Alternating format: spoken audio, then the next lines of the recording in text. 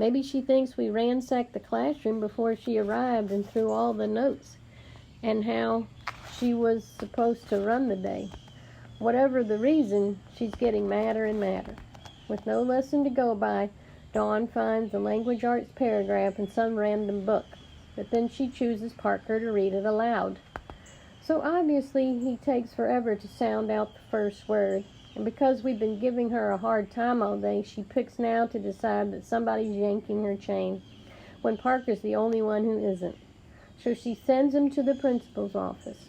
60 seconds later, we hear a pickup truck with a broken muffler start up and peel out of the parking lot. You know, he didn't do that on purpose, I tell Dawn. He has a reading problem, and he's sensitive about it. Miss Fountain comes over and tries to calm everybody down by inviting us for another circle time. Circle time? Dawn is outraged. These students are too old for circle time, and so are yours. Miss Fountain seems to be about to launch into her speech on how no one is too old for positive reinforcement. But then she takes a good look at Dawn at the dead, who actually might be. She beats a hasty retreat to her own class. When the bell finally rings at 3:30, Dawn of the Dead tells us we're the most disrespectful class she's ever met in her long teaching career, and that we should be ashamed of ourselves. My son went to this school. He's a successful journalist today, and he'd be appalled to see what's become of the place that gave him his education. You students are a new low. I don't think you'd ever behave for Mr. Kermit the way you behaved today. As we listen to her sensible heels clicking down the hall, a strange quiet descends in room 117. Yeah, well, maybe Mr. Kermit isn't a cranky old bag like you, Aldo tosses after her when she's too far away to hear it. The thing is, she's right, Raheem muses, brow furrowed. We wouldn't behave that way for Ribbit. I wonder why. I could have answered that, because even though Mr. Kermit kind of ignores us, he knows we're his class and he sticks up for us when we need it. He likes us in his way, and I've never been able to explain it to others. But I think in our way, we might be starting to like him too. When Mr. Kermit enters room 117 the next morning, he's greeted by a sight he's never seen before.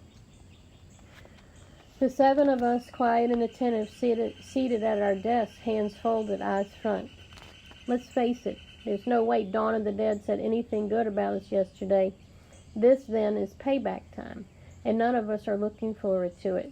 You can feel the tension in the air as we wait for our teachers to let us have it. Mr. Kermit set his newspaper and his coffee down on his desk and looks from face to face. What? Nobody answers, so he starts handing out the first week worksheet of the day.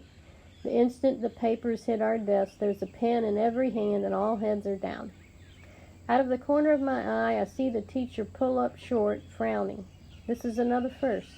The entire class, hard at work, no airplane circling overhead, no talking. He shrugs and returns to his desk, peering down at the crossword puzzle. I turn my attention to the assignment, which is about current events, and I think hard about what I've seen lately in the news, on the internet, and in social media. The intercom buzzes to life. Mr. Kermit, comes the voice from the secretary. Principal Vargas is available this morning if you'd like to discuss Miss Lansom's report on your students from yesterday.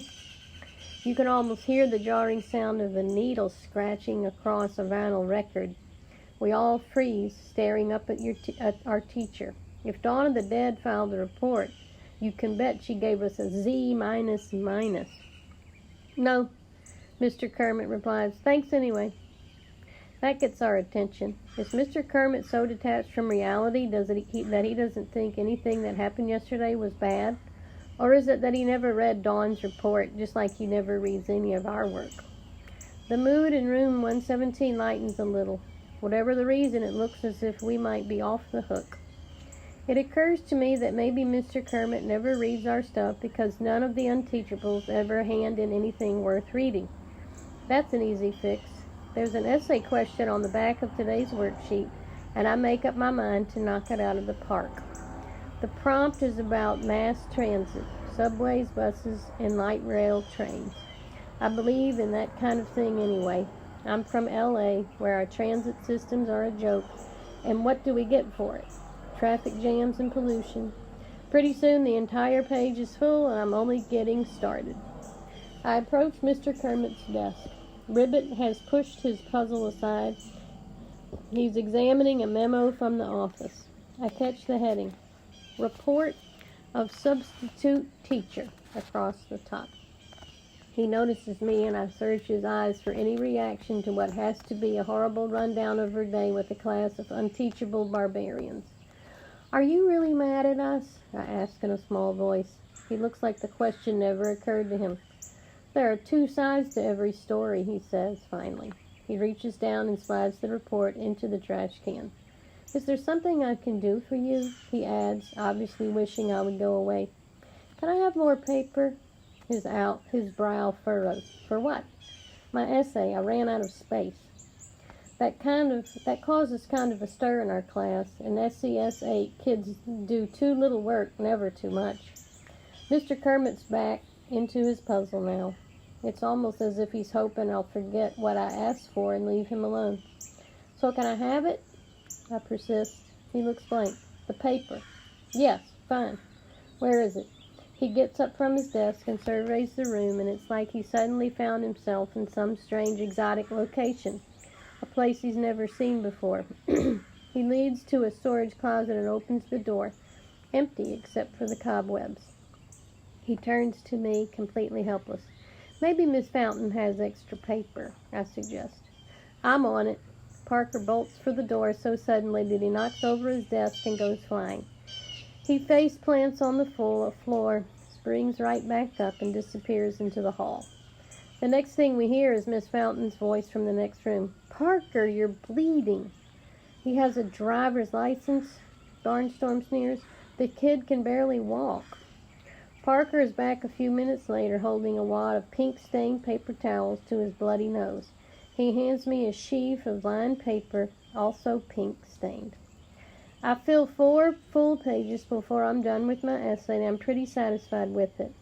I know I'm just a short-timer, but I can't let my work habits go totally down the drain while I'm here. I'm going to have to be ready to hit the ground running when I get back to my school in California. I march up to the front to hand my paper in to Mr. Kermit. He looks at me like I've just presented him with a plate of baby scorpions. It's my essay, I reply to the question he probably won't ask. I can't wait to hear what you think. He accepts the papers, places them on the corner of the desk, and goes back to his crossword. Aren't you going to read it? I press. Of course, he assures me without looking up. 3 days later, the pages still sit on the corner of his desk, untouched. Parker's blood spots are turning brown.